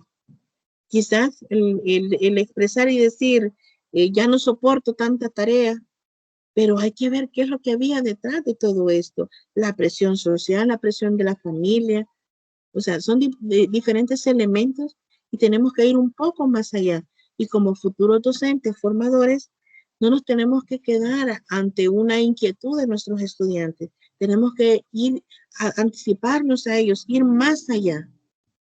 Entonces, créanme, el hecho de ser docente lleva consigo una gran carga, tanto emocional como profesional. y vieran qué bonito se siente el poder ayudar a los estudiantes. O que de repente alguien diga, le agradezco a tal licenciado o le agradezco a tal maestro porque me forjó, me enseñó, aprendí a él. Y se siente bonito cuando se lo reconocen y uno dice, ah, miren qué bonito, ¿verdad? Entonces, uno como docente se siente parte de generador de cambio en una persona. Entonces, hay que estar muy atento a este tipo de situaciones. No sé si hay más dudas o comentarios, si no, pues avanzamos a la siguiente temática. ¿Sí quedó claro? Sí, Lick, está claro. Gracias. Ok. Avancemos. Entonces, vamos ahora con las variables individuales y el aprendizaje escolar. Como bien lo leemos en el material, nos habla de todo este abordaje. Acá tenemos, a ver, ¿quién me lee la inteligencia y el aprendizaje, por favor? ¿Quién me ayuda? Si gusta, le ayudo. Por favor, Alex. Bueno, dice inteligencia y aprendizaje, la capacidad de dar respuestas que son ciertas y objetivas. La capacidad para desarrollar el pensamiento abstracto. La capacidad de adaptarse al medio. La capacidad de adaptarse a situaciones reales relativamente nuevas. La capacidad de adquirir conocimientos y los conocimientos que se poseen. Un mecanismo biológico por el que los efectos de una complejidad de estímulos son presentados al unísono, dando lugar a algún tipo de efecto unificado en la conducta. La capacidad para adquirir capacidades. La capacidad para aprender o sacar provecho de la experiencia. Gracias. Bueno, como lo menciona ahí, cada uno de estas son definiciones en cuanto a la inteligencia recogidas por Pérez en 1995 y eso lo van a encontrar en material en plataforma. Acá se habla de los elementos incluidos. En las definiciones anteriores recogen la mayor parte de las características que están presentes en la conducta inteligente. En cuanto al origen de la inteligencia heredada o aprendida, existen posturas distintas, aunque la tendencia es reciente y es más compartida. Entonces estamos hablando de considerar esta polémica un tanto inútil. Una vez que parece haber bastante acuerdo en ambos factores, hablamos que debemos plantearnos las influencias educativas y culturales que provoca el medio y logra que mejore la inteligencia de cada uno de nosotros. Como sabemos, somos seres sociales, por ende vamos aprendiendo cada día más. Existen diferentes teorías de la inteligencia que nos permiten a nosotros abordar todas estas temáticas. Por ejemplo, en la teoría de la inteligencia se han desarrollado diferentes teorías o metodologías que nos van a permitir a nosotros el poder diferenciar tanto las actitudes y las capacidades que cada una de las personas tiene. Por ejemplo, en las teorías psicométricas, esta pues la realizó un psicólogo francés, Alfred Binet, y es de las pragmáticas. Él acá habla sobre cómo va a medir la edad mental y el coeficiente intelectual, que es dividir el resultado de la edad mental por la edad cronológica que cada uno de nosotros tiene. Entonces, también habla del factor G, que es un rasgo unitario de carácter general que se pone en mayor o mayor medida, le permite la inteligencia depender de dicho rasgo. Entonces, para resolver una tarea, lo es también para resolver otra. Entonces, vemos que acá, cuando nos habla de esta teoría, es muy importante el hecho de poder abordarla. Cuando estoy interaccionando en el factor G, si tengo capacidad verbal, tengo también una capacidad práctica, una capacidad mecánica para poder realizar diferentes situaciones que se me van presentando. En la parte multidisciplinaria existen ciertas actitudes mentales primarias independientes entre sí que pueden explicar la mayor parte de la conducta de la inteligencia. Ahora bien, veamos. En la teoría jerárquica de la inteligencia, como ya medio lo iba mencionando, El factor G me permite utilizar la parte verbal, que es la parte educativa, y la parte práctica, que es la parte mecánica. Cada una tiene una subcategoría. En la parte verbal me permite comprender lo que la persona está diciendo y también me da el razonamiento numérico. En la parte práctica entra la inteligencia espacial, la información mecánica y la habilidad manual. Entonces, acá, cuando yo ya puedo, un ejemplo, la parte verbal me enseña las vocales, A, E, I, O, U. Se las enseño al niño, las escucha. Hay un razonamiento numérico y verbal. ¿Por qué numérico? Porque sé que son 5 y empiezo A1, E2, I3, O4, U5. Es un método para poder enseñarle al niño las vocales y al mismo tiempo el número, de manera verbal. Pero ¿qué sucede ya cuando me voy a la parte práctico-mecánico? Y empiezo a enseñarle al niño cómo se dibuja o cómo se hace la palabra, o cómo se escribe la vocal, o el número 1. Entonces voy asociando ambos elementos, la parte verbal con la parte mecánica.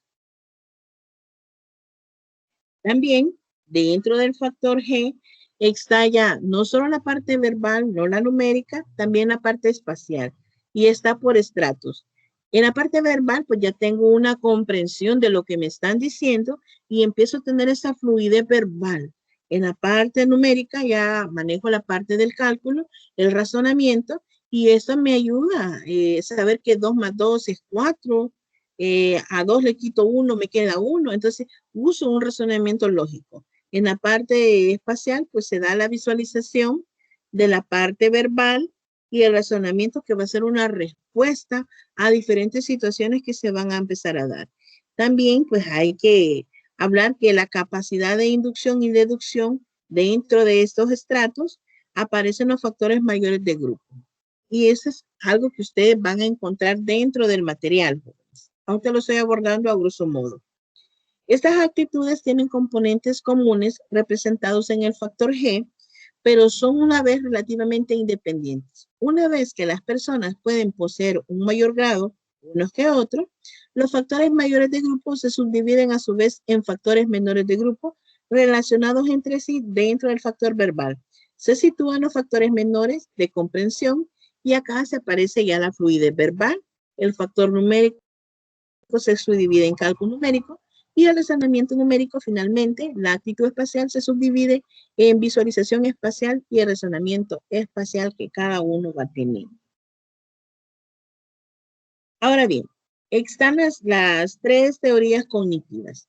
El análisis de los correlatos cognitivos de las actitudes se ha centrado en analizar los procesos básicos, tales como la capacidad atencional o la rapidez de acceso a la memoria a corto plazo.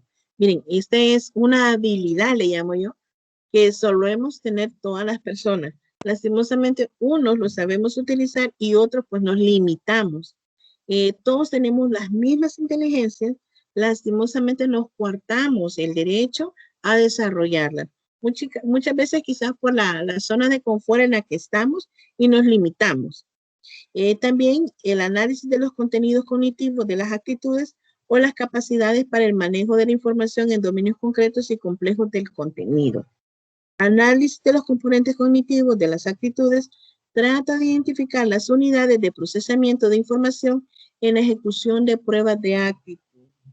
Entonces vamos viendo que se van desarrollando de diferentes maneras. Ahora bien, la teoría triárquica de la inteligencia. Acá aparecen los tres elementos, la analítica, la práctica y la creativa. Ya aparece otro elemento, la creativa. En la combinación de los tres aspectos, la capacidad analítica, la práctica y la creativa, lo que va a caracterizar la conducta inteligente de una persona. Hay quienes son muy analíticos, hay otros son muy prácticos, pero también los que me llaman la atención, los creativos, tienen una agilidad, una creatividad para crear cosas. Yo en verdad los admiro. Y cada una va incluida la parte verbal, la parte numérico y la parte figurativa. Pero ¿qué pasa si tenemos un poco de las tres? Estamos haciendo un uso óptimo de nuestra inteligencia, pero muchas veces nos limitamos en la parte creativa. O de repente, no es que yo no soy muy bien, no soy muy bueno analizando, dicen. Pero eso no tiene nada que ver. Miren, es muy importante el saber manejar nuestras inteligencias, nuestros recursos y no limitarnos, no quedarnos en nuestra zona de confort. Quien no arriesga no gana, me dijeron a mí ayer. Entonces, quien no se esfuerza no aprende y se queda ahí estancado. No desarrolla todas esas habilidades blandas que tiene y que no se da cuenta que las puede explotar al máximo. Ahora bien, vamos a hablar de los estilos, personalidad y estilos de aprendizaje. Como sabemos, cada uno de nosotros tiene diferentes estilos de aprendizaje. Unos captan a la primera, a otros se les dificulta un poco, pero siempre adquieren el conocimiento. No quiere decir de que porque no lo vieron o no lo hicieron, ya dejaron de pensar. No, al contrario, la personalidad pues influye mucho en esta parte. Habíamos mencionado la introversión, el control emocional, el neuroticismo. Habíamos mencionado esa parte. Para tratar de comprender en qué consiste la personalidad, podemos repasar algunas de sus características. Podemos decir que es la forma habitual de comportamiento de una persona que incluye la globalidad del comportamiento, comprendiendo tanto la conducta manifiesta como la experiencia previa que ésta pueda tener.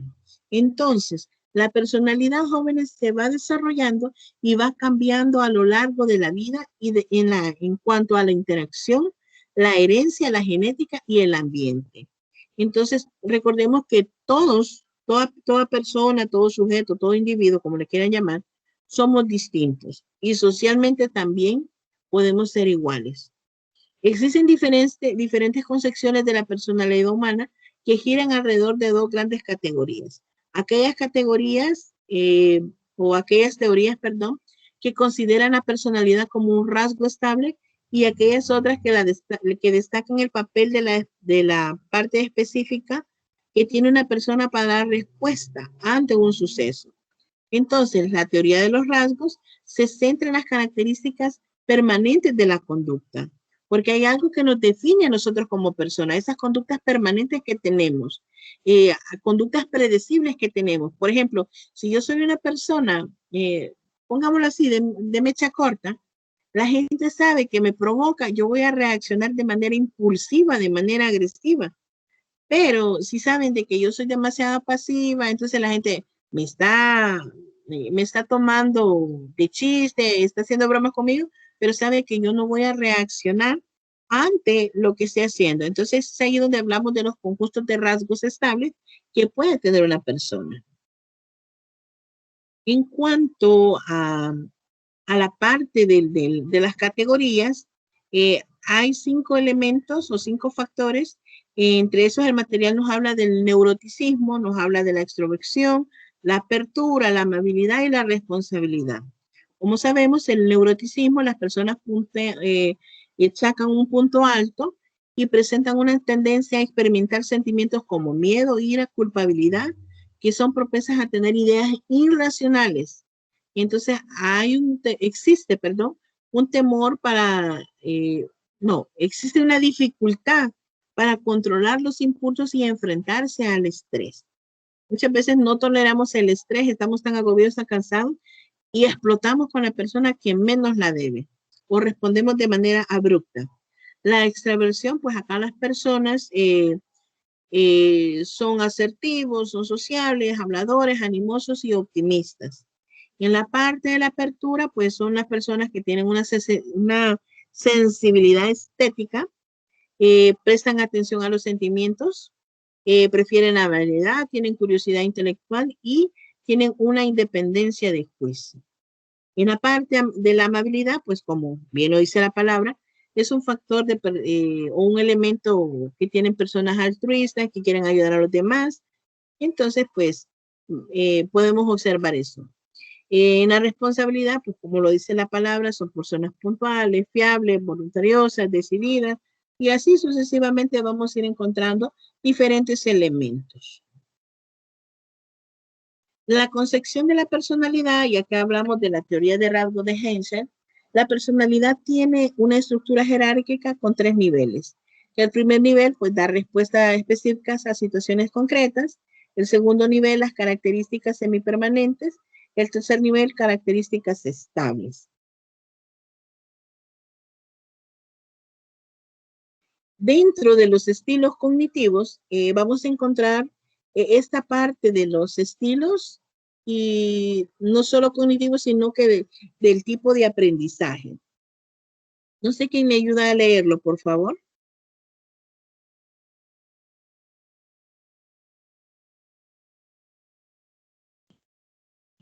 Sí, Lore. Sí, mira, vamos. Estilos cognitivos. Determinan la forma de conocer y abordar los problemas. Están estrechamente relacionados con estructuras afectivas, temperamentales y emocionales de la personalidad. ¿Con qué están relacionadas las diferencias en los estilos cognitivos? Con las preferencias, intereses y ocupaciones y menos en el rendimiento.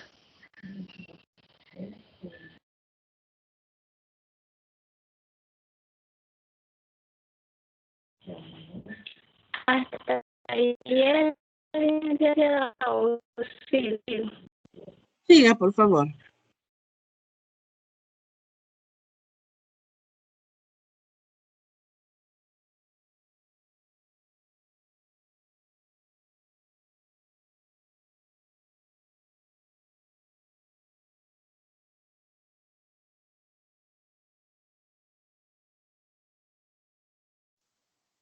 Ok, vemos que en el cuadro aparecen los diferentes estilos. Acá tenemos las personas dependientes perciben de forma global, dificultad para explorar. Personalidad, estilo y estilos de aprendizaje. Organizan y controlan las estrategias para la adquisición del conocimiento en situaciones concretas, aprendizaje, maneras de aprender que van modelándose con la experiencia del sujeto. Están relacionados con el rendimiento.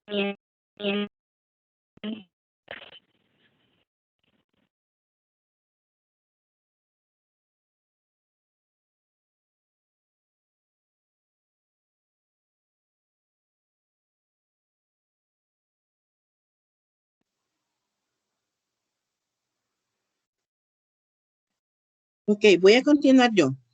Acá dentro del grupo tenemos las dependientes de campo y los independientes. Están los reflexivos y los impulsivos. Cada uno de ellos tiene características. Perciben de forma global, dificultad para interactuar. También menciona los detalles más importantes. En la parte independiente de campo, perciben de forma analítica, son capaces de autoestructurar sus ambientes de aprendizaje, perciben las partes separadas de su propio patrón total. En los reflexivos, pues procesan la información de forma secuencial, valoran los estilos alternativos antes de actuar, gran capacidad de atención y concentración. En los impulsivos, procesan simultáneamente la información y actúan sin pensar y prefieren tareas globales y utilizan estrategias globales. Como podemos ver, estas van variando. Ahora bien, en la clasificación de los estilos de aprendizaje tenemos 2 modelos y estos existen para clasificar los estilos de aprendizaje. Los que se basan en la simetría del cerebro y los que se basan en cómo se percibe y se procesa la información. Tenemos 3 enfoques. El enfoque de aprendizaje profundo, que tiene que ver con la motivación intrínseca, el aprendizaje significativo, los motivos por los que aprende son el interés por la materia y la intención de aprender. Se explican personalmente en el aprendizaje. El enfoque de aprendizaje superficial, la motivación extrínseca, reproducen mecanismos las tareas, aprenden para mantener las calificaciones mínimas para aprobar, y el enfoque de aprendizaje de alto rendimiento planifican su aprendizaje, realizan una autoevaluación continua, aprenden para conseguir las mejores calificaciones, competir con los demás y descartar. Esto suele pasar con los estudiantes. Con cada uno de nosotros esto pasa. El aprendizaje, el mejor, desde el punto de vista como docente, es aquel aprendizaje profundo porque se vuelve significativo para ustedes. Los motivos por los que aprenden es por el interés en la materia y que implica el aprendizaje personal que cada uno de ustedes va a tener. Pero ¿qué pasa con el aprendizaje superficial? Lo aprendimos por necesidad o porque tenía que exponer y me lo aprendí en ese momento, hice uso de memoria a corto plazo y simplemente de manera mecánica aprendí lo que tenía que reproducir, pero a la larga se me olvida lo que estuve diciendo. El enfoque de aprendizaje de alto rendimiento, pues este también es muy importante y acá se planifica el aprendizaje, realizan una autoevaluación continua y aprenden para destacar. Pero no solo se trata de destacar, sino que el aprendizaje se vuelva significativo para cada uno de ustedes. La teoría de los estilos intelectuales. Bueno, acá aparecen cinco funciones. Acá en función legislativo, ejecutivo, judicial, nivel global, local, las tendencias progresista, conservador, las formas jerárquico, monárquico, oligárquico y anárquico. El alcance es externo y es interno. Pero esto lo van a poder desarrollar un poco más en la parte del material. Eso se lo voy a dejar de tarea para que lo lean. Ahora bien, vamos a hablar de la motivación escolar. ¿Quién me lee, por favor?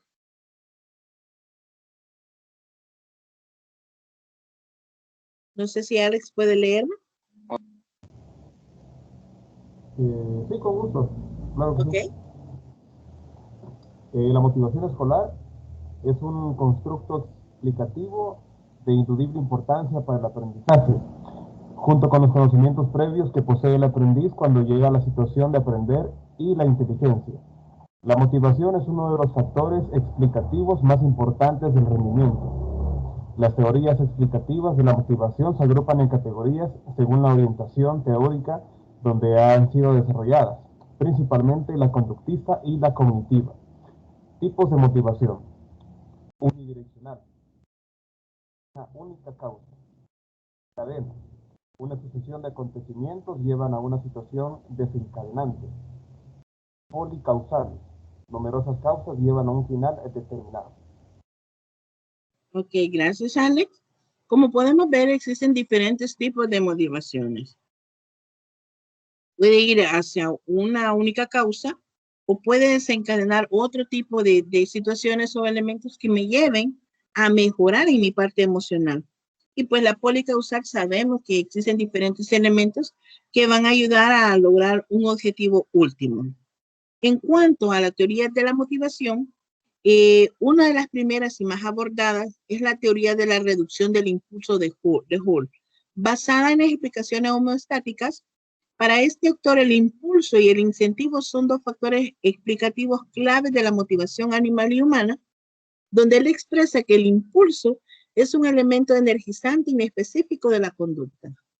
Entonces hablamos que la fuerza de la conducta es el resultado del hábito o la asociación aprendida de este tipo específico. Spencer es otro autor, él sitúa dentro de la óptica conductista y habla de la modificación de la fórmula de Hull, proponiendo que la relación entre los factores de impulso o incentivo no es multiplicativa, sino aditiva. No es necesario que exista una necesidad o un impulso inicial para que se produzca la conducta motivada. El incentivo por sí mismo puede suscitar y dirigir la conducta. Entonces, muchas veces necesitamos ser motivados, jóvenes, para nosotros lograr avanzar. Ya les había mencionado parte de las necesidades, pero ahora lo voy a desarrollar donde hablamos de las teorías humanistas, donde aparece Abraham Maslow con su teoría de la motivación. Según esta teoría, el principio fundamental que subyace al desarrollo de la persona en su búsqueda de la autorrealización o la satisfacción de las necesidades. En la categoría de la pirámide tenemos una base que son las necesidades básicas y fisiológicas que todo ser humano necesita. Por ejemplo, el respirar, el alimento, el descanso, la salud, son la base. Luego tenemos la parte de la seguridad que tiene que ver con el empleo, la familia, el recurso, la protección, la parte moral. Luego tenemos la necesidad de afiliación y pertenencia. Acá hablamos de la parte afectiva, la pareja, las raíces, las relaciones sociales, la pertenencia a un colectivo, las amistades, mi grupo de iguales o mi grupo de pares. Otra necesidad es la de reconocimiento. El autorreconocimiento pues va a desarrollar la confianza, el respeto, el prestigio, los logros, el éxito que cada uno de nosotros necesita. Miren, qué importante es que se nos reconozca algo que hacemos bien, independientemente de donde venga. Es muy importante que se nos reconozcan los logros. Cuando los niños realizan una actividad, por muy chiquita que sea, miren qué bonito es cuando los niños, usted les reconoce, lo hiciste bien, sos un campeón, vamos por más, tú puedes. Usted lo alienta, le reconoce, entonces va fomentando esta parte de la valía, la percepción que el niño tiene o la niña tiene y decir, yo puedo hacer más cuando se me reconoce y no me costó hacerlo y lo pude hacer. Entonces se está ganando la autoconfianza. Miren, tan importante es reconocer que podemos hacer cosas bien y destacar nuestros logros sin volvernos narcisistas, ¿verdad? Pero ¿qué sucede cuando nunca se nos han reconocido nuestros logros? Y cuando de repente alguien viene y dice, no, miren, fulano, por decir algo, miren, Alex logró tal y tal cosa. Y le dice, mira, Alex, te felicito por esto y eso y eso. Y muchas veces no sabemos ni cómo responder cuando no estamos acostumbrados a que se nos reconozcan quiénes somos o que se nos reconozcan las actividades que nosotros realizamos. Y eso nos lleva a la parte de la autorrealización, donde entra la creatividad, la parte global, la parte de la espontaneidad, estamos libres de prejuicios y nos aceptamos tales cual somos. Y vamos viendo que vamos desarrollando la parte de un líder que muchas veces pudo haber estado ahí y se va forjando y se va formando. Y eso nos vuelve mejores personas día con día. Ahora bien, la teoría también de la motivación del logro de Michael y Axel, la teoría comienza postulando la existencia de un motivo general de logro específicamente humano. Entonces hablamos que la motivación del logro es el resultado de dos necesidades contrapuestas. La necesidad de obtener un éxito, por una parte, y la necesidad de evitar el fracaso. Todos evitamos el fracaso en un momento dado de nuestra vida. Aquel que me dice, no, yo voy buscando el fracaso, mentiras. Todos tenemos temor al fracaso. Todos tenemos temor de decir, ¿y si fallo? Entonces mejor nos quedamos en una zona de confort. Pero si yo tengo un docente o tengo un grupo, mi familia me apoya, yo voy a dar el paso y voy a dirigir mi conducta hacia la realización de mi objetivo o mi meta propuesta. Las orientaciones de meta o la teoría de Drake y Elliot señalan que los estudiantes pueden orientar las tareas de logro de dos modos distintos. Bien, orientándose hacia el aprendizaje o bien orientándose hacia el rendimiento. Entonces, centran su atención en las metas de aprendizaje, intentan mejorar su propia competencia. Y es ahí donde se desarrollan nuevas habilidades y superan los retos que cada uno va teniendo y establecen metas de rendimiento y cómo van a ejecutarlas a su mismo tiempo. Y eso, pues, obviamente los va a llevar al éxito. Y de alguna manera, pues les va a evitar el tener el fracaso. Pero también debemos recordar, no siempre se gana, muchas veces se pierde. Pero dentro de que se pierde, adquirimos aprendizaje, adquirimos experiencia. Todo en esta vida es ensayo y error. Y cada vez que nosotros realizamos una actividad, nos salga bien o nos salga mal, siempre vamos a adquirir, siempre va a haber un nuevo aprendizaje. Y pues nuestra vida de eso trata, aprendizaje. Siempre estamos en un completo aprendizaje. Ahora bien, las competencias y tipo de meta. ¿Quién me ayuda a leerlo, por favor? Hola, le ayuda. ¿Ok? Dice competencias y tipo meta. Metas de aprendizaje, incremento de la propia competencia. Formas de afrontar las tareas. 1. ¿Cómo puedo hacerlo? ¿Cómo puedo hacerlo? Proceso. 2. Errores como algo de lo que se puede aprender. Resultado percibido como reto. Prefieren tareas para aprender. criterios de evaluación de su propia actuación personales, flexibles y de consecución a largo plazo. 6. Establecen las causas de su competencia actual en el esfuerzo. 7. El profesor se considera como fuente de orientación y ayuda. 8. El refuerzo es intrínseco a la realización de la tarea como experiencia de aumento de la competencia. 9. Atribución de éxitos a causas internas, competencias y esfuerzo. Metas de rendimiento, tener éxito y no fracasar. Puedo hacerlo, errores como fracasos, resultado como amenaza, prefieren tareas para lucirse, criterios de evaluación normativos, inmediatos y rígidos. Se basan en la percepción de sus expectativas futuras. El profesor se percibe como un juez. El refuerzo es extrínseco a la tarea. 9. Atribución de éxitos a causas externas y poco controlables.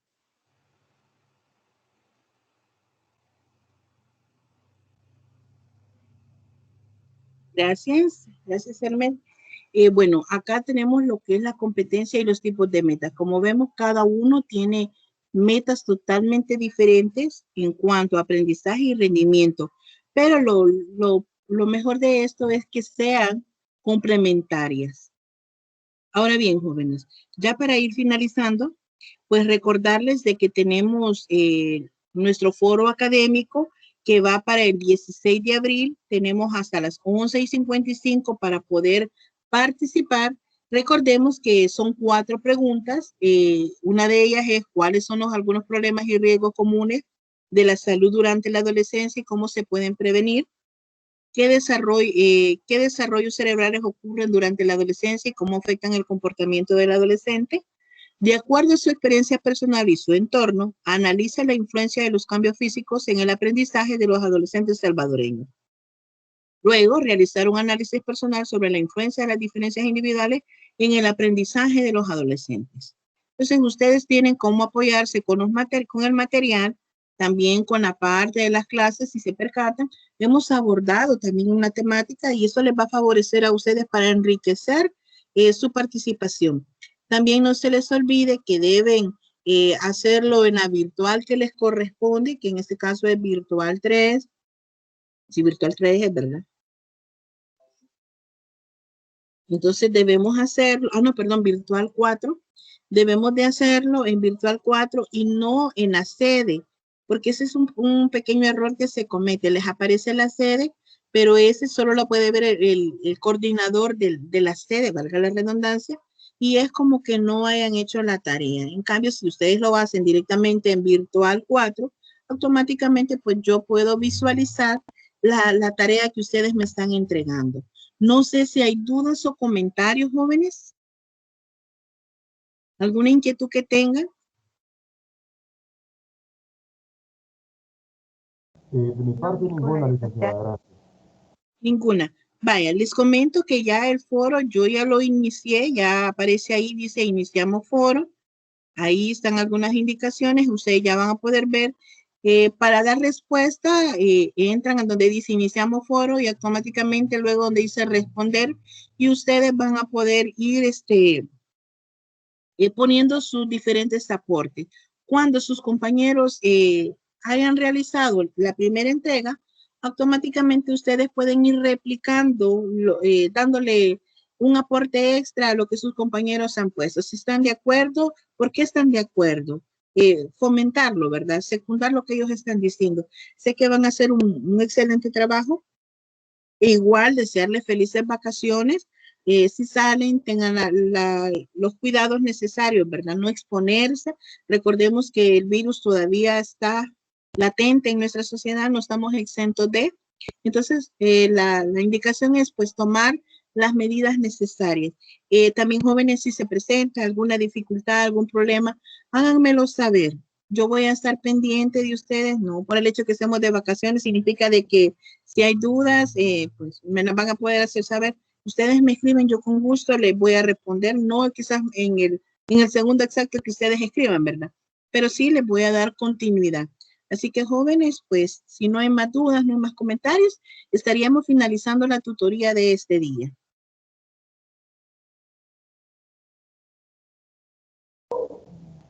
Bueno, muchas gracias, licenciada, por su tiempo.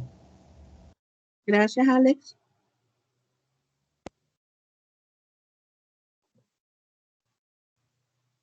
Bueno, Liz, gracias. Bueno, jóvenes, es un placer. Entonces quedamos así a la espera. ¿Hay dudas, comentarios? Pues con gusto me las hacen saber y yo les apoyo. Felices vacaciones y precaución sobre todo. Gracias, Gloria. Un placer. Gracias. Igual, feliz día y feliz vacaciones. Gracias igualmente, Vilma. Nubia.